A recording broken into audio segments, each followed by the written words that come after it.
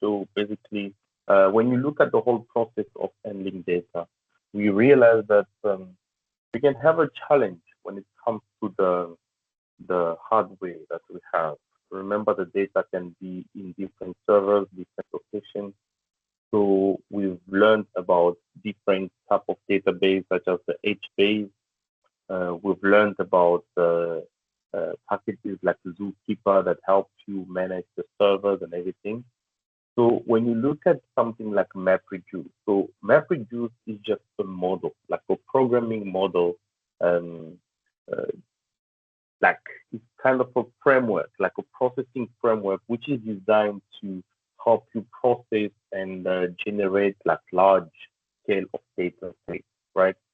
It manages them in a parallel way across different clusters of computers. So basically, we can have, instead of the whole process of what you're doing happening on one computer. So think about it like you're trying to, uh, what example can I give you? Um, okay, you're trying to fill a tank with water, but now if you have to use one pipe, it may take you longer. So you now connect, let's say you have five pipes going to different tapes, water tapes, right? So from there you can fill up your tank faster, right? So this is kind of what this process does. So this is just a programming model that works in a way that uh, large scale of data sets is being processed in parallel through distributed clusters of computers. So you can have multiple computers handling one task at the same time. So they basically divide the task, right? So this is one of the components of the Hadoop ecosystem, okay, and widely used in big data applications. All right, so that is map reduce, right? But what is Yarn? So Yarn would be um, uh, known for yet another should be yet another resource negotiator. Okay, so this one is just to manage all the resources. When you're using something like MapReduce processing system, so Yon will just be a tool that helps to manage that. So it's a technology that you find in Hadoop that will separate different processes. Like when you're using MapReduce, it's going to allow you to use multiple frameworks. Okay, so that is Yon. So okay, so coming back to MapReduce. So this course will describe MapReduce and Yon. So MapReduce is the most famous computing framework for batch processing. As I said, batch processing, so we're basically dealing with um, large amount of data sets, which we're going to use in different clusters of computers, right? So this is a framework for batch processing and offline processing in big data fields. So in this course, we will learn the principal processes and application scenarios.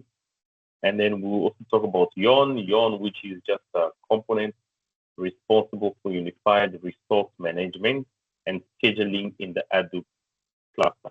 Remember what we said last time in the Hadoop system, where processes are happening in a certain way. So basically, the first process that you require that you request will happen before something else happens. So basically, to manage how the scheduling of that happens, we can use Yon for managing how the processes are happening and to also manage all the resources. So basically, all the hardware that you have, which one will be used for what, when, and everything. So that can be used with Yon. Okay. So in this course, we'll learn about the definition, different functions, and the architecture of these tools.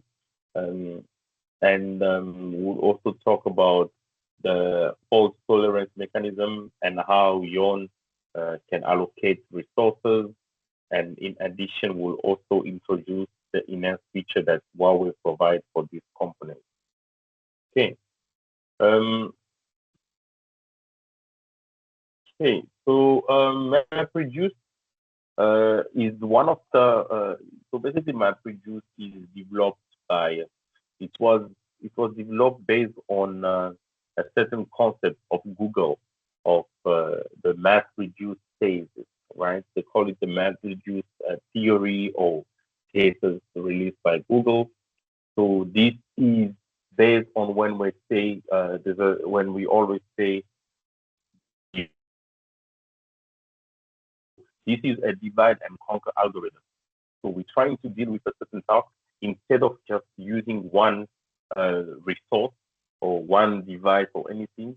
We can use multiple devices or multiple classes of computers, and this can be managed using the model MapReduce. Okay, so MapReduce is used for parallel computing and offline computing of large-scale data sets. Okay, so when we're dealing with data sets that are larger than 1 terabyte, we're gonna use MapReduce. All right. So some of the features of MapReduce is highly abstract programming ideas. So basically, programmers need just to describe what to do. So a programmer will decide what to do. For example, if you what example can I give you? Okay, an example I can give you is, let's say you have a sentence, right? Um, you have a sentence that say, I'm going to school. So I am going to school. So the programmer can determine how many words should be processed by one cluster of computer. So how many process will be processed by one computer. So you can say maybe 2 words. So I am will be processed by one, and then going another one, and two to another one. You understand? So this is how it works. So one of the scenarios of map reduce is you have, for example, when you're dealing with counting words in a document. For example, you're splitting text into words. So each group of words will be processed by a different computer, just to help the whole process be faster. So I don't know if you understand that. Okay, so basically some of the features is highly abstract ideas. So that means programmers only need to describe what to do, and the execution framework will process the work accordingly. So in this case, what to do can be to divide all sentences and splitting text into words and processing a certain group of words at a time. It's the second feature is outstanding scalability. So cluster stability can be improved by adding nodes, and then high fault tolerance. Clusters availability and fault tolerance are improved using policies such as computing and data migration. Okay, so in terms of resource scheduling, so basically when you using, depending on the version of Hadoop that you're using, the HDFS, if you're using a Hadoop 1.0, we will only have MapReduce, right? And then the resource scheduling is implemented with what we call MRV1. So the scheduling will have some of the defects, such as what we call the master node. It has a SPOFA. So this is one of the faults that is described there. We have another issue of job scheduling and resource scheduling, and then we have resource isolation. Okay, so these issues here that we have here, where we have job scheduling, resource scheduling, where we have a problem where the system does not know what process must happen first which process must use which computer, for example. Think about it like you having three computers that you want to use, but you don't know which one to use for what job, for example. So this is an example of that. So here the processes now we struggle with in Hadoop 1.0. We have an issue because you can have big processes. You have so many data. You have so many things you want to do, but you being affected by the fact that the system does not know which process needs to go first, which process you understand. So you have that issue. Now that problem is solved in Hadoop 2.0 because in Hadoop 2.0 we have the Yarn framework. So the Yarn framework, remember what we said, the Yarn framework, it helps you manage the scheduling and allocate resources. So this is one of the advantages of Hadoop 2.0 because it comes with Yarn, and the Yarn framework will be there to help you schedule and allocate resources. Yeah.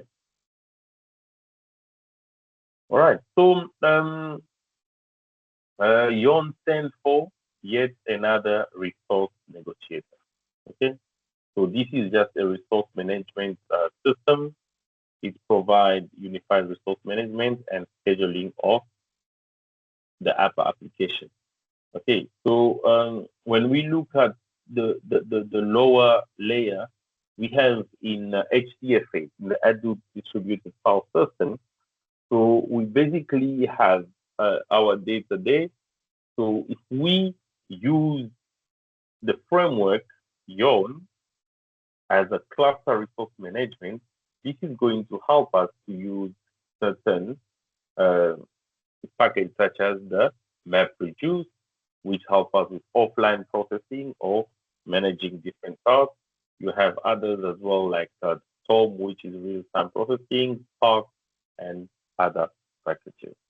Okay, so uh, this is very, very important to understand that the MapReduce is a very good uh, system programming model.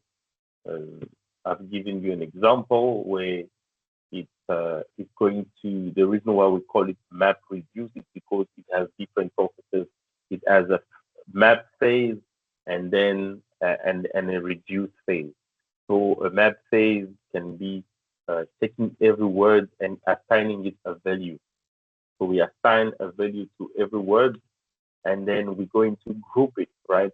So we're going to sort by whatever value we give it. We can say we can call it a key or something like that, and then reduce. We're now going to reduce the whole process by just using keys and that. Okay. So function and architectures of MapReduce and Yarn. As you can see, this is what I said. So we have different phases. So in the MapReduce calculation process, we have two processes. The first one is to map, and the second one is to reduce. Please do not forget that because these are the way questions are asked. They can ask you a question where they say in a map reduce process, there is five true or false. In the map reduce process, there is five processes. So you need to know there is um, uh, there is only two processes. So we have the map and the reduce.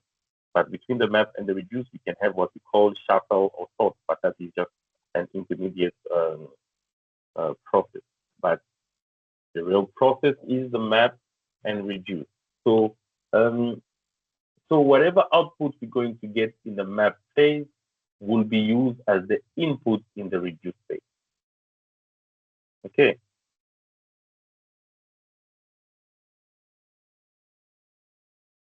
All right. So the MapReduce can be understood as a process of summarizing a large amount of disordered database on certain data based on certain features and processing the data to obtain the final result. So basically in a map phase, we have keys and values. Okay, so an example that I can give you. Let's say, for example, we have a text file. We have a file that say hello world, hello adult, or let's say hello world, or hello adult, right? So remember that we have. Right, yeah, okay, let me try and um,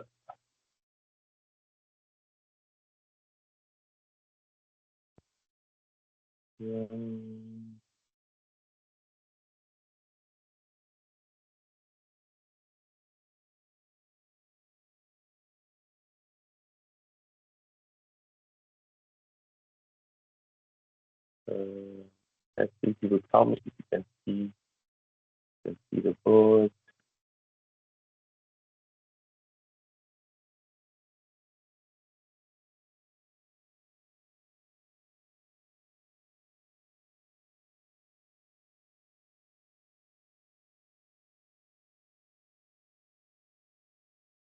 Okay, guys, are you able to see the board like a whiteboard where I'm trying to write? Are you guys Yes. able to see it? So let's say we have something like that. We have a sentence that say hello, hello world, city, and then hello.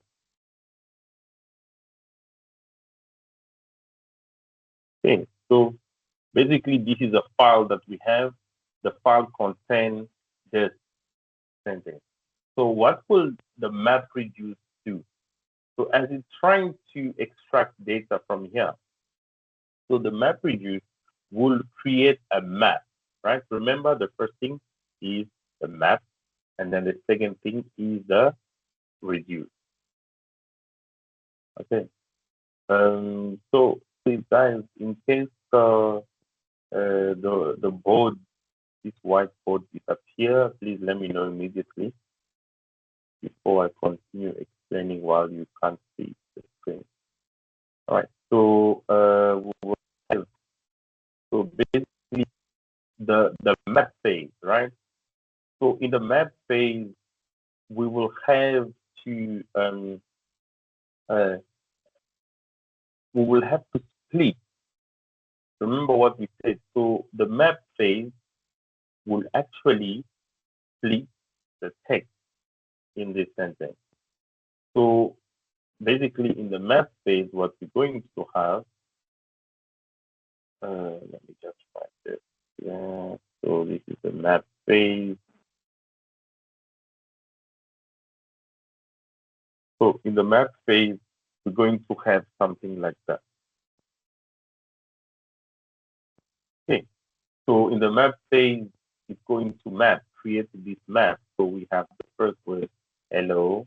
We have it here, which is key one, and then world, key, hello, and that, right? So this is the map phase. Now this is the output of the map phase.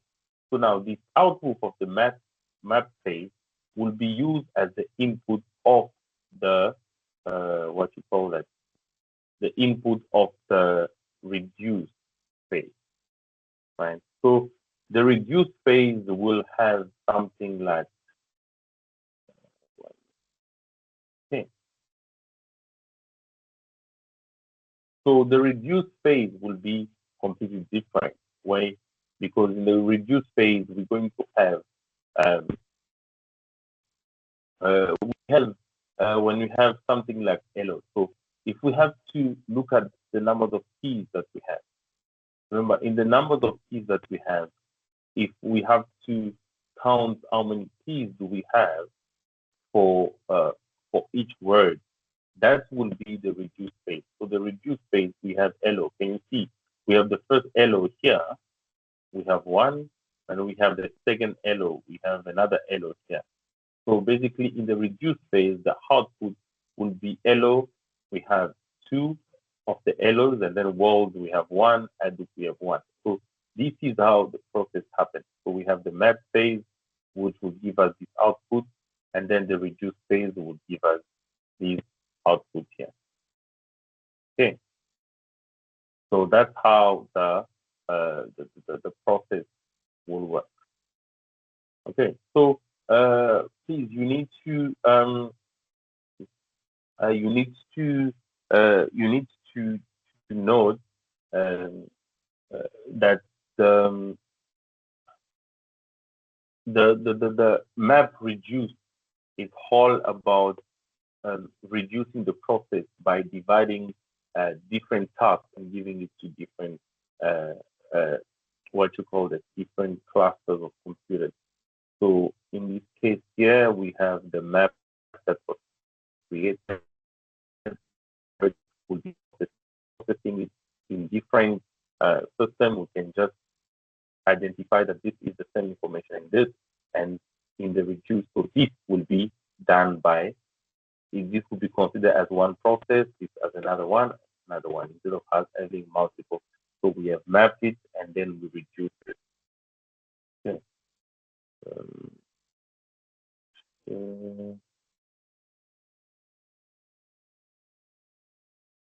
Okay. So um, so going back to the slide, so in the map phase, the keys and values, which are the features that we're going to use. So as I show you there, the keys will be the hello, and then the keys will be those uh, one, and then the values are the whatever hello, world, and Hadoop. These are extracted from each piece of uncorrelated data. And then in the reduced phase, the data is organized by keys followed by several values. So we have those keys and values, and then these values are correlated on the basis further processing may be informed to obtain the result. So this is exactly what we've done there. We have the input, this is the data. For example, this is a sentence which will be split into words. So a text that is split into words, and then we can use the map task to map them. And then we have a shuffling, and then we reduce the task. We have reduced, whatever we reduce will be the output. Okay. So we can convert, we go from, let's say, from here we had 5 sentences reduced into 6. Okay, that's exactly what I've shown you there in an example. Okay, so what's happening behind the process is that before the job is submitted, the file to be processed are split. By default, the MapReduce framework regards a block as a split, right? So client application can redefine the mapping between blocks and splits. So we are here. So the data are introduced in the HDFA, and then we can split and then map them, and then this can be, we can have the map phase. Okay.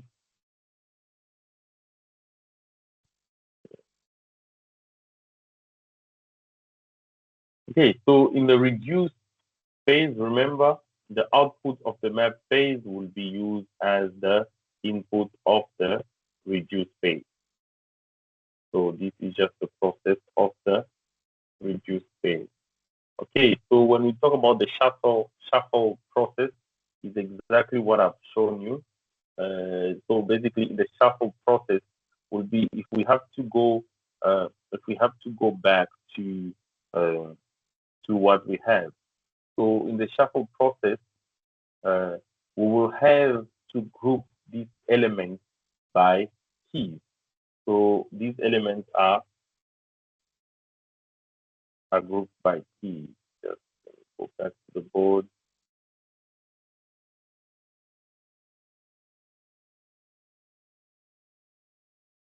Okay, so remember we have the map and then we have the reduce. So in between we can have a shuffle. So the shuffle process. So in that process, what we're going to do is we're going to sort the elements. So basically, we can call it shuffle or sort.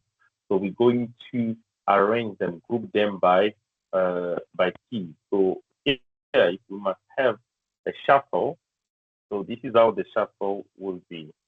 So we can the shuffle, we call it shuffle and sort. So basically, in this process, we're going to have something like this. So Elo, for Elo, remember we have the first one and then we have the second one. So if you have a third one, comma, one, you understand? So this is the shuffle. So we sort them by keys. And then we have world, which is one, and then Hadoop, right? So this is just the shuffle. So this is the process between the map phase and the reduce phase.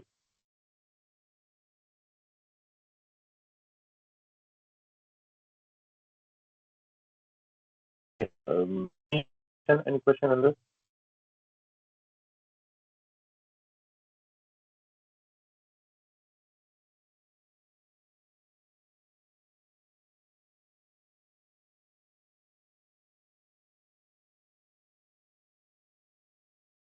Any questions?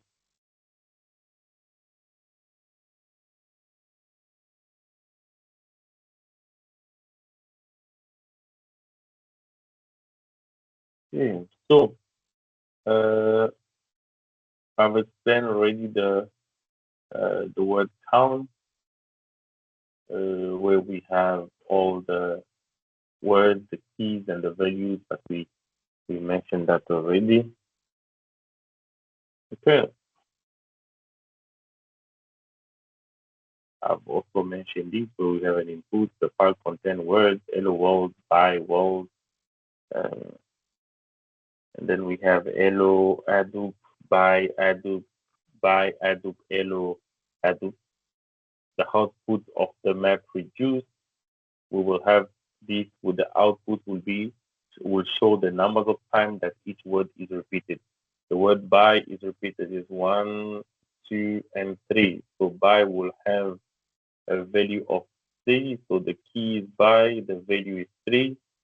And then we have Hadoop. Hadoop is 1, 2, 3, 4. So we have 4 here.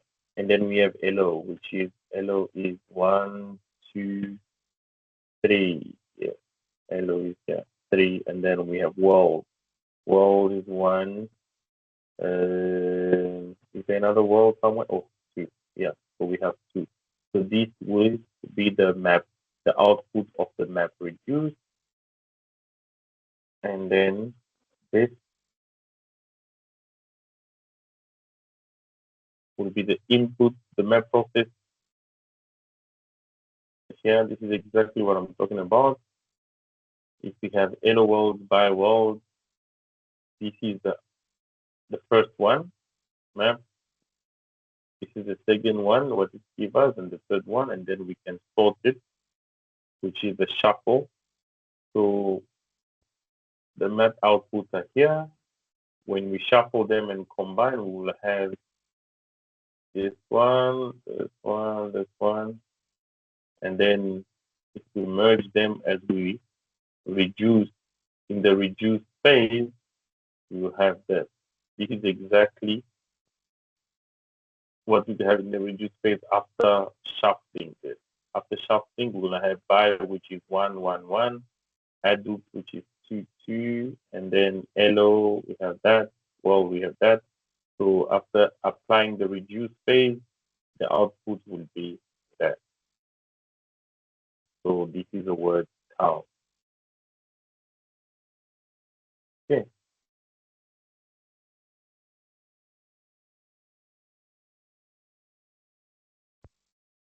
All right. So now in terms of the yarn architecture, remember we mentioned that the yarn architecture will help this map reduce process to happen. So without the yarn, the map reduce will have a problem of scheduling and a problem of resource management. So the yarn will help us.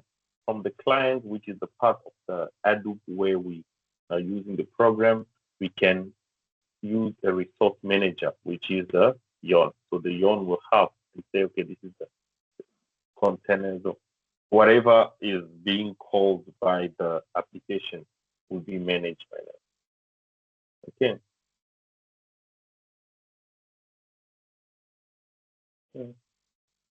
So these are just showing you different ways the Yarn is working.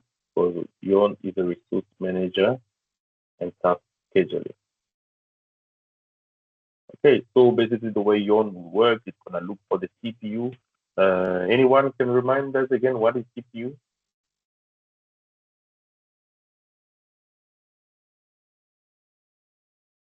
Can anyone remind us? Central processing unit.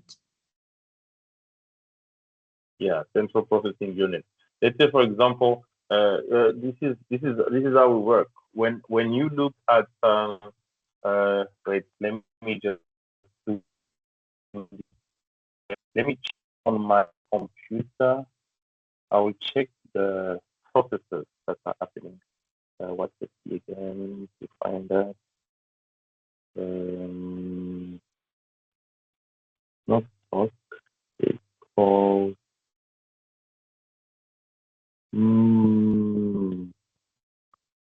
Trying to remember what's the name again. Activity monitor.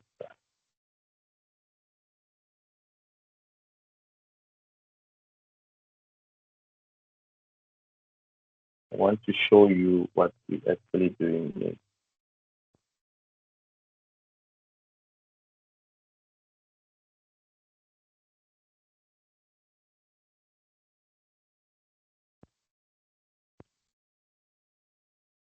Okay. Can you see my screen? Can you see the activity monitors of my computer? Can you guys see it? Yes. Okay. Right. So these are different processes happening on my computer. So when I'm looking at the CPU, you can see different software are using the CPU of my computer.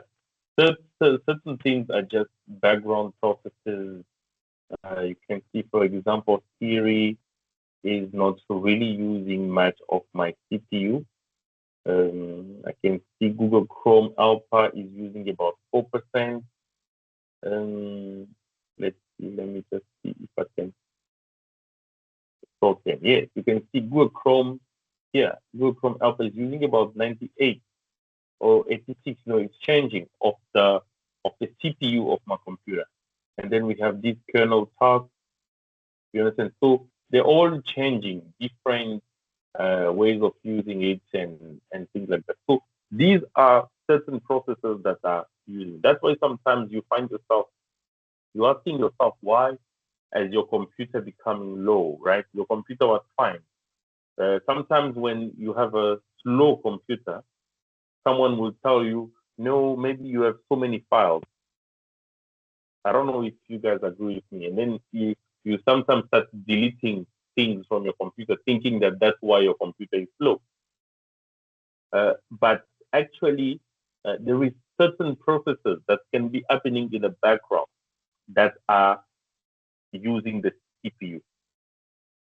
So when we look at Yarn, what Yarn will do is we look at our capacity of the CPU, of the platform or the hardware that we have to deal with our data. Now we can say we want the CPU to be used at 20% for this task, 30% for this one, and then so we allocate how the CPU is going to be used.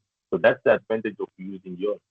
So in this case, for example, when I'm looking at my computer here, for example, I can see there is certain processes. This a certain process that and maybe has been running for more than 32 hours. You understand? So all these processes in the background.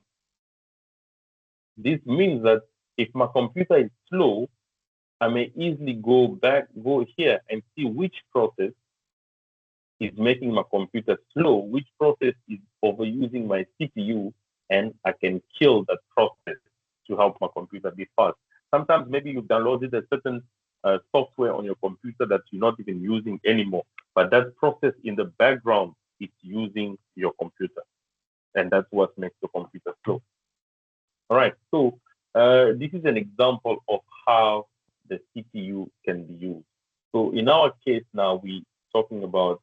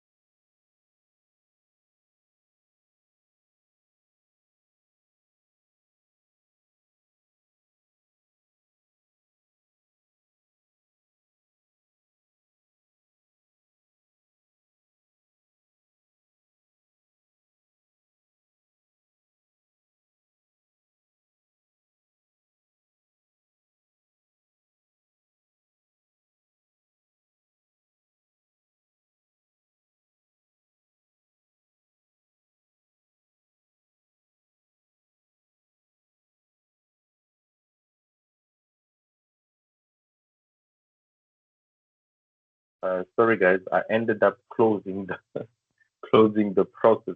I ended up closing the process that was overusing my CPU, which was this Microsoft Teams. I clicked on the wrong button and I ended up closing it. I clicked on I clicked on the cross it, and then it ended up closing my CPU, my not my CPU, my Microsoft Teams, because that's the program that is overusing my CPU. All right. I hope can you guys still hear me? Can you still see my screen? I'm not sure.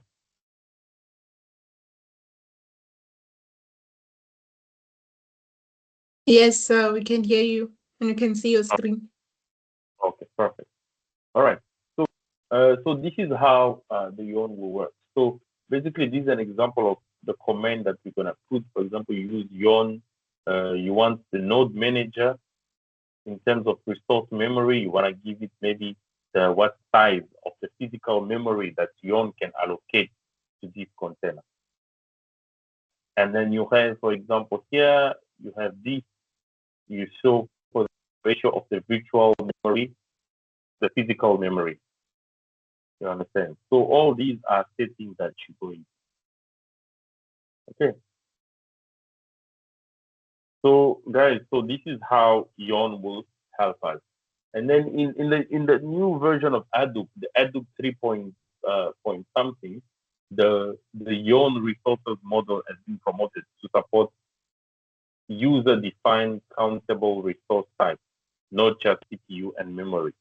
So there's a lot of things, a lot of settings that you can put. You can define a lot of things, not just how much of the CPU and how much of the memory you want to use.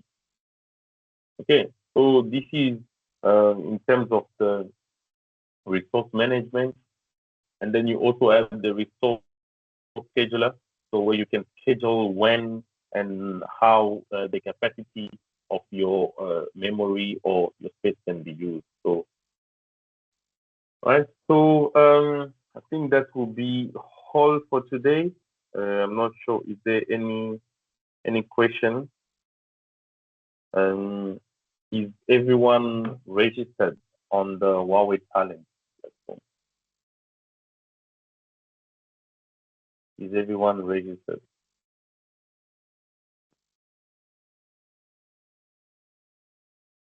And is everyone registered? Anyone who so challenged by the registration?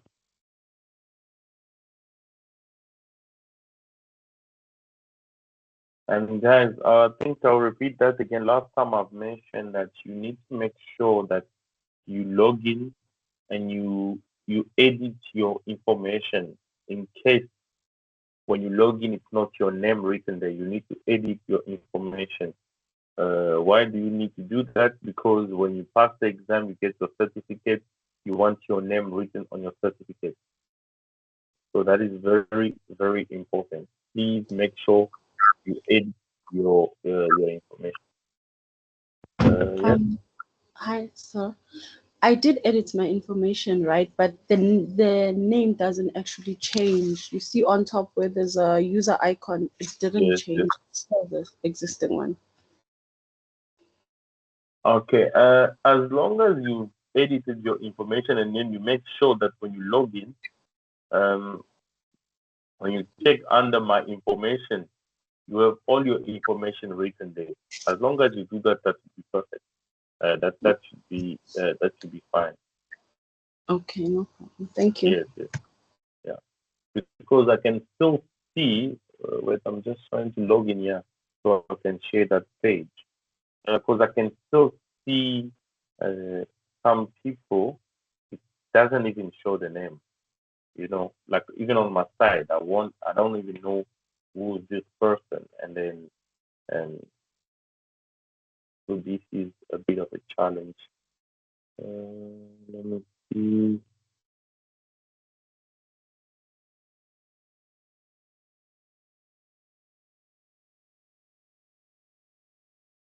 Okay, so I hope you guys can see my screen. You see, so you have case like this. Look at it. So this person, if they pass the exam, you can see many people have written the names already. That's very good. Cases like this, when these people will pass the exam, this is what the system will write on the certificate. You see, so this is a problem.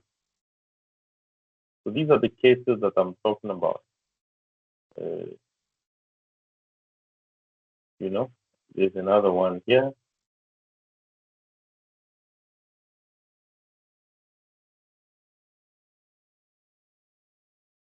Okay.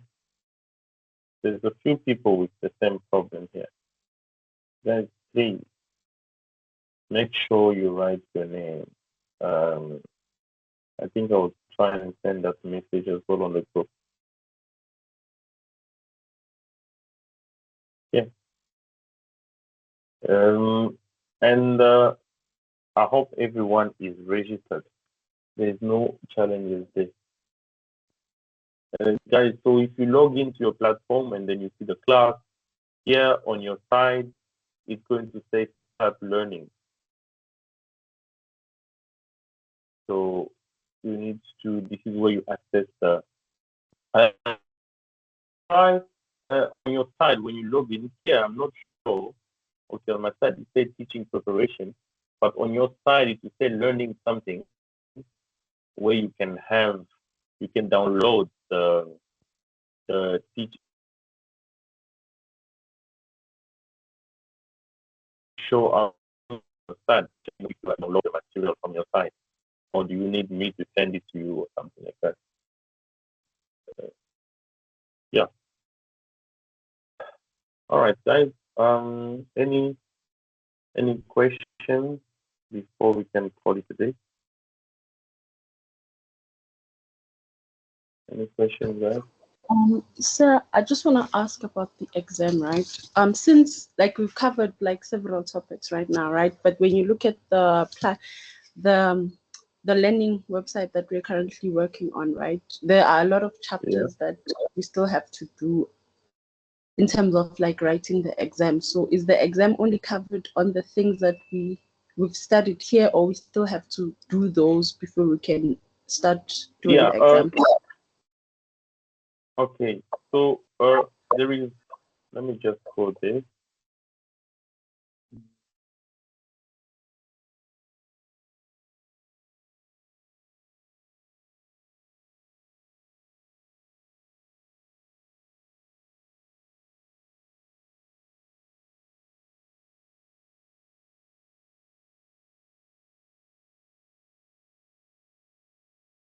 So that's why you see I said you need to go through you need to every time you need to go through the material because when we doing this in class we try and explain what things mean we're not gonna be able to read through every sentence.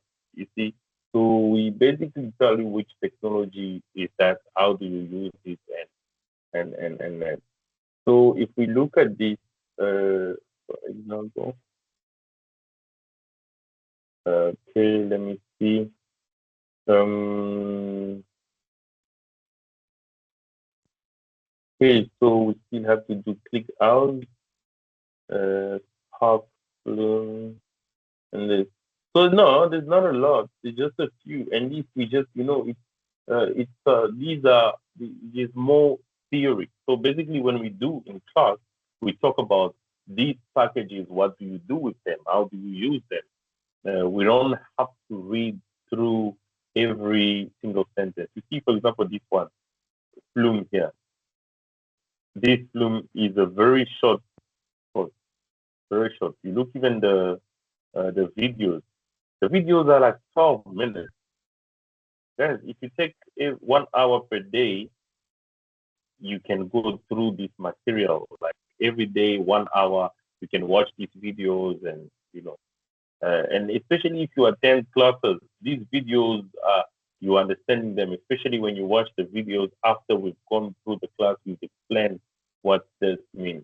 So if, for example, now you have to go back to uh, this video on HTFA, because we've gone through that, you will understand it better. And you look, these videos are very, very, very short. They are very short, like 6 minutes, 5 minutes, 10 minutes.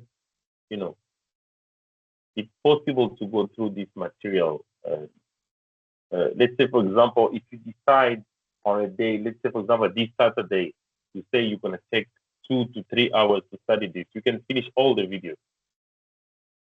You know, these exams are not something that you really need a long time. When we say giving you a week is just we're really giving you a long time because a week is really a lot, no matter how busy you are, because these are just short videos, and it's better when you watch these videos and you kind of go through them as we've gone through these concepts. It becomes easy when you've attended the class, you've listened to what we said about these packages, everything just becomes easy.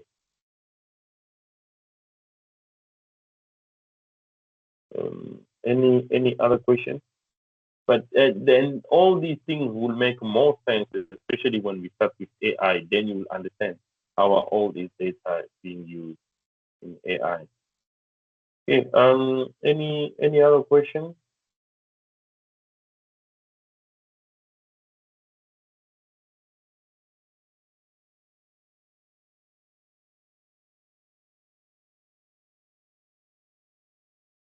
Any other questions, guys?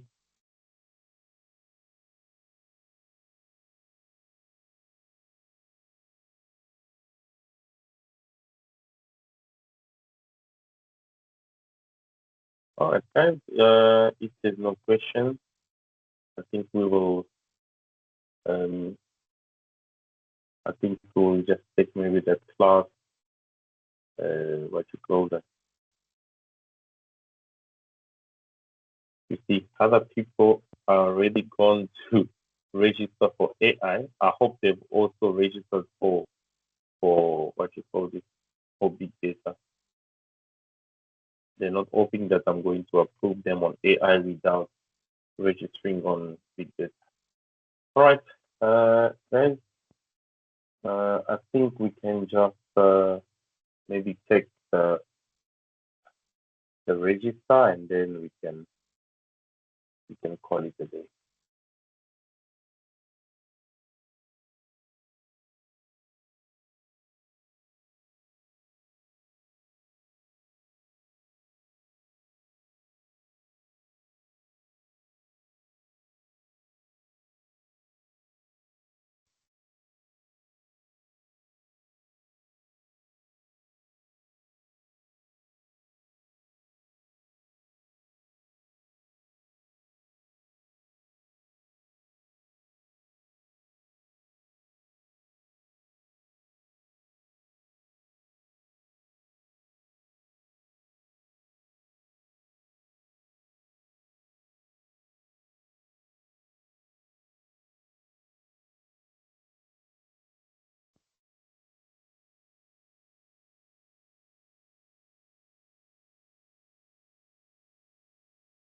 Yeah.